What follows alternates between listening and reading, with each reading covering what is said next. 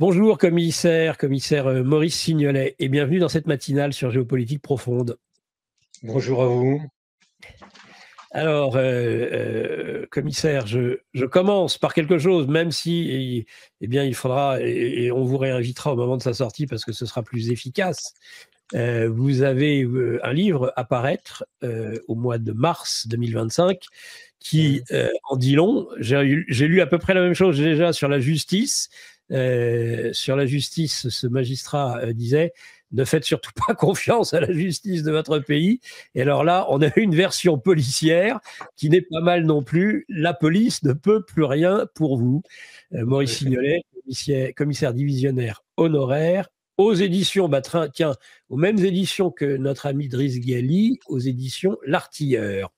C'est bien ça, commissaire. Oui, c'est ça, ouais. C'est un titre un peu provocateur, bien sûr, mais en réalité, je raconte, je fais la narration de mes 40 ans de police et j'explique comment tout doucement, en citant toute ma carrière, comment j'ai vu l'institution policière se déliter au gré des réformes sociétales, hein, et des réformes procédurales et pénales, etc., etc. Et même sociologiques, hein, même sociologiques. Hein. Voilà. Des réformes sociétales. Et qu'est-ce que vous entendez par des réformes sociétales par rapport à la police et sociologiques? Eh bien, parce que le monde a bien changé en 40 ans. Hein. Moi, je suis rentré dans la police par romantisme. Vous voyez, un peu dans une démarche maigretiste, rien à voir avec Maigret, mais le commissaire Maigret. Le Hein, commissaire Maigret. à l'époque, la société était apaisée, hein, et donc c'était un espèce de jeu plutôt plaisant, hein, d'être policier, hein, avec des beaux truands, etc., etc.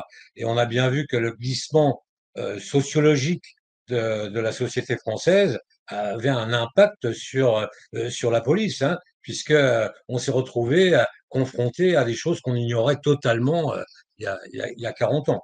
Hein.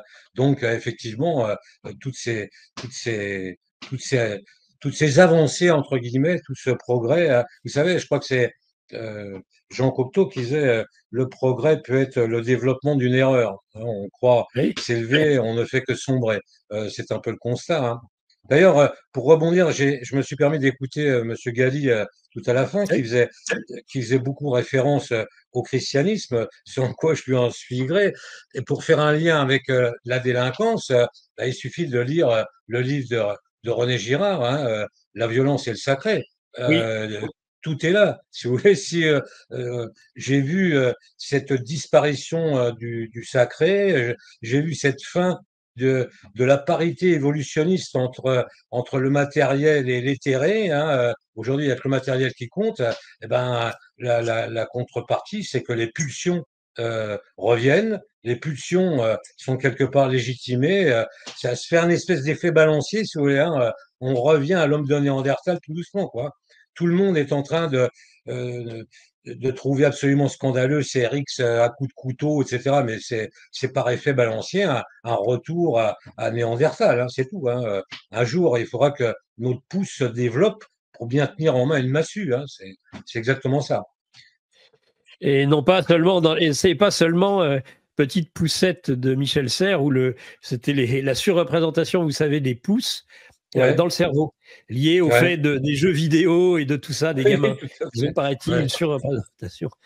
Mais si on veut prendre de la hauteur, parce que très souvent, quand on invite un policier, très souvent c'est un syndicaliste, hein, il va avoir tendance à dire on n'a pas assez de matériel, on n'est pas assez payé, etc., etc.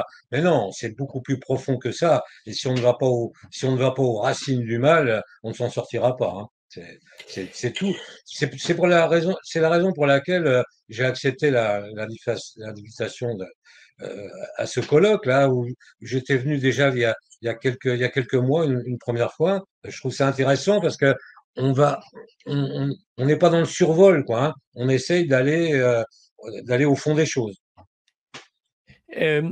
Commissaire Signolet, vous connaissez l'œuvre d'Yvan Blot sur les 4 causes d'Aristote, parce que c'est exactement ce qu'il disait, ce qu'il a dit pendant des années, c'est-à-dire on privilégie et la technocratie ne privilégie que les causes matérielles, d'un problème qui a au moins 4 causes. Et il y a de toute autre cause, en effet, cause finale, cause spirituelle qu'il faut aussi envisager, qui ne sont jamais envisagées. Et comme Tout à vous le dites, fait. c'est parce qu'ils sont syndicalistes, mais aussi parce que on règle tout par la technocratie, par les causes matérielles. Un point, c'est tout Oui. aujourd'hui. Et puis, vous savez, faut évoquer ce que je ne sais plus quel sociologue parlait de la rationalité limitée. Vous savez, il prenait l'exemple des ronds-points et des ponts, par exemple. Hein, auparavant, quand il y avait un problème sur un problème de circulation routière, on faisait appel aux ingénieurs des ponts et des chaussées, puis ils disaient, il faut construire un pont. Alors, pour une seule et unique raison, c'est que quand il y avait une élévation, l'ingénieur touchait une ristourne. Et quand à un moment donné, on a dit, bon, bah maintenant, vous toucherez qu'un seul salaire, et ben, on a inventé les ronds-points. Hein, parce que, en définitive, ça coûtait beaucoup moins cher. En ce qui concerne la police, c'est un peu pareil. Hein. J'ai un peu peur qu'il y ait cette notion de rationalité limitée. Un jour, je me souviens, j'étais dans le 93 et puis j'étais dans une cité pourrie là et je vois un peintre en bâtiment venir pour repeindre les murs qui avaient été tagués. Vous voyez. Et je lui avais dit, oh, vous devez en avoir marre quand même d'être tout le temps sollicité pour repeindre les murs. Il m'a dit, vous rigolez, j'ai employé j'ai été embauché j'ai été obligé d'embaucher 5 employés tellement ça me donne du travail. J'ai peur que, euh, en survolant les problèmes de sécurité, en y apportant une réponse un peu dans l'immédiateté, une réponse en matériel, en argent, etc., on se trompe de cible, quoi, en fin de compte. Hein.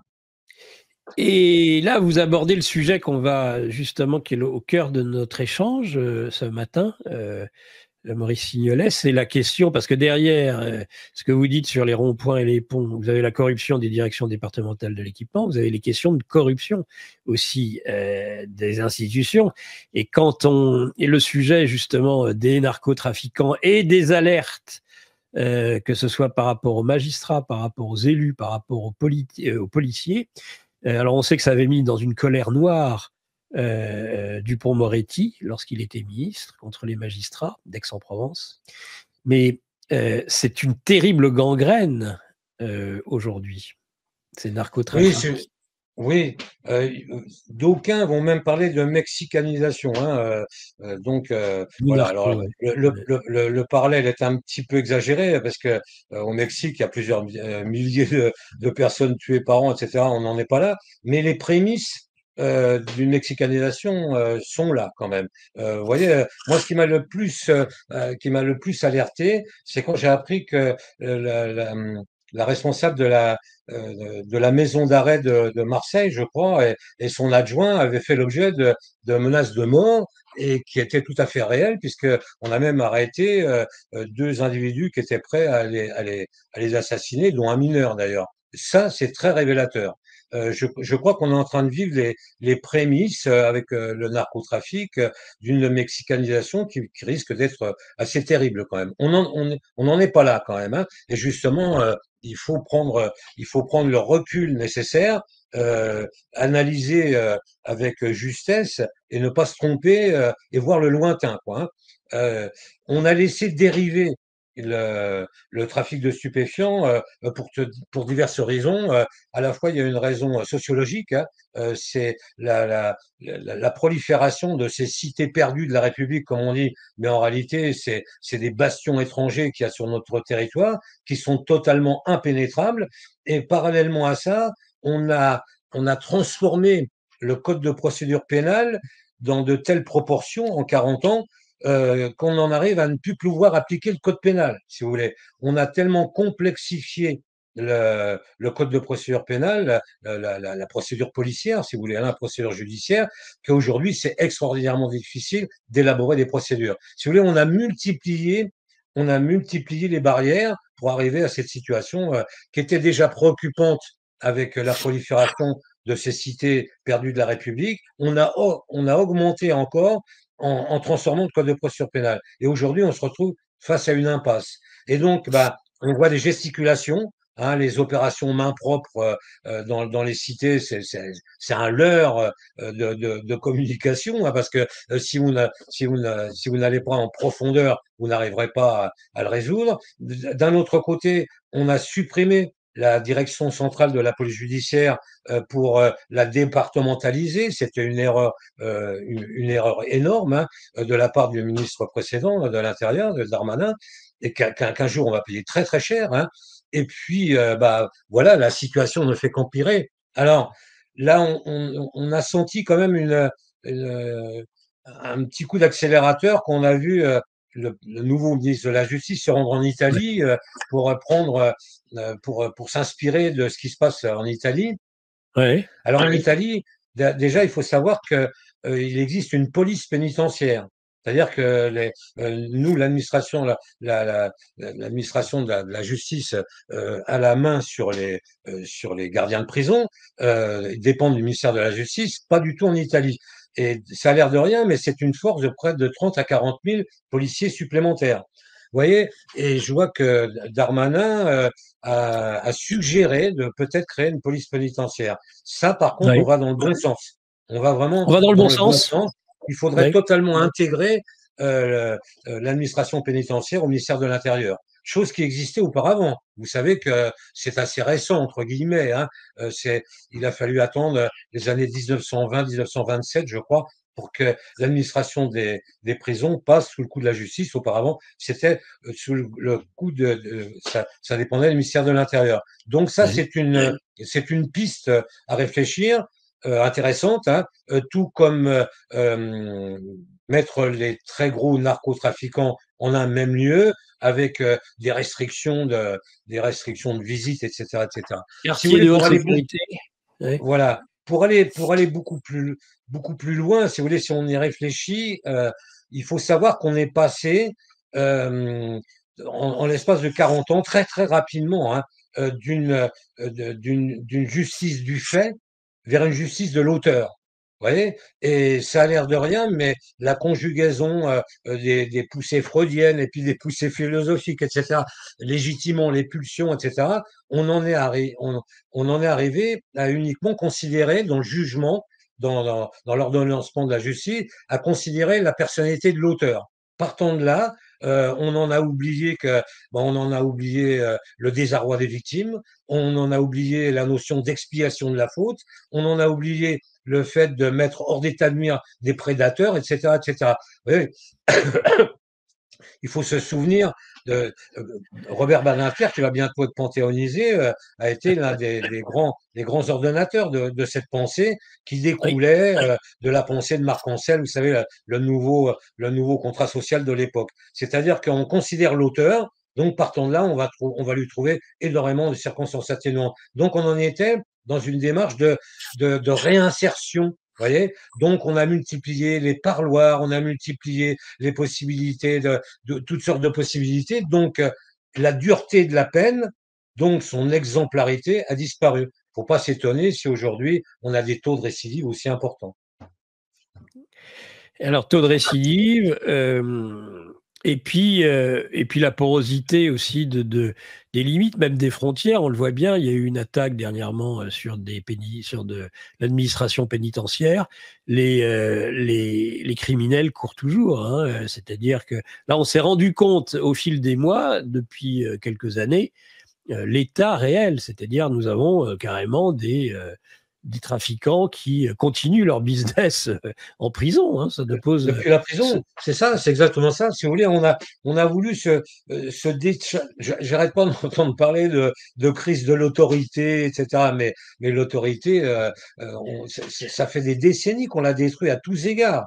On n'a plus voulu du tout moi, je peux vous dire qu'il y a 40 ans, quand je suis rentré dans la police, la simple vue d'un simple gardien de la paix en képi suffisait à calmer les esprits. Ah oui. Aujourd'hui, on a beau les transformer en Robocop, on ne leur donne pas du tout l'autorité que leur simple statut devrait apporter aux gardiens de la paix. Donc on est dans la parade, alors on va multiplier les matériels ostentatoires, etc. Mais on ne redonne pas l'architecture d'autorité qui est nécessaire. et c'est toute la difficulté. Tout est lié. Vous voyez, je faisais appel, je rappelais Marc Ancel, je rappelais cette théorie de l'excuse, cette théorie, tout ça mis bout à bout a créé une situation cataclysmique. C'est un véritable tsunami.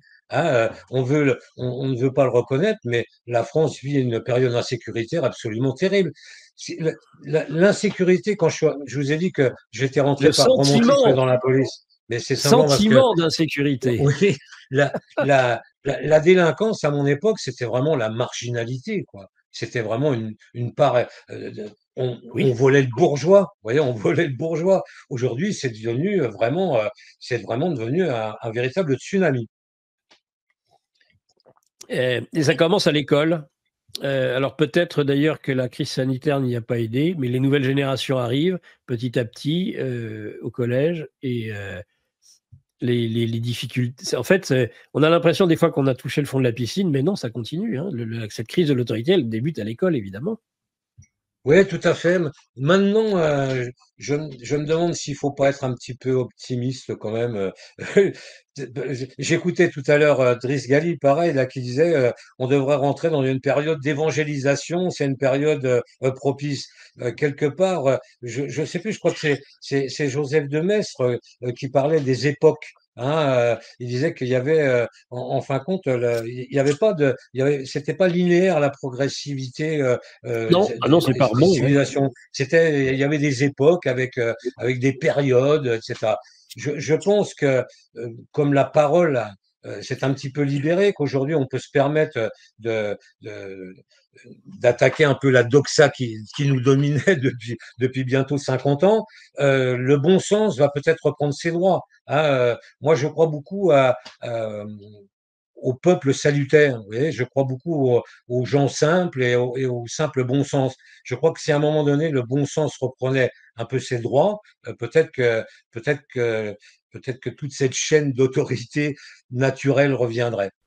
Alerte Info. Géopolitique profonde prend sa place dans le paysage médiatique français. Bonsoir à tous, vous êtes sur Géopolitique profonde, la chaîne qui est là pour remplacer les médias subventionnés. On investit maintenant la rue. Et on veut vous entendre. Le gouvernement de M. Macron nous a obligés et nous a enfermés chez nous. Mais on a besoin de votre soutien.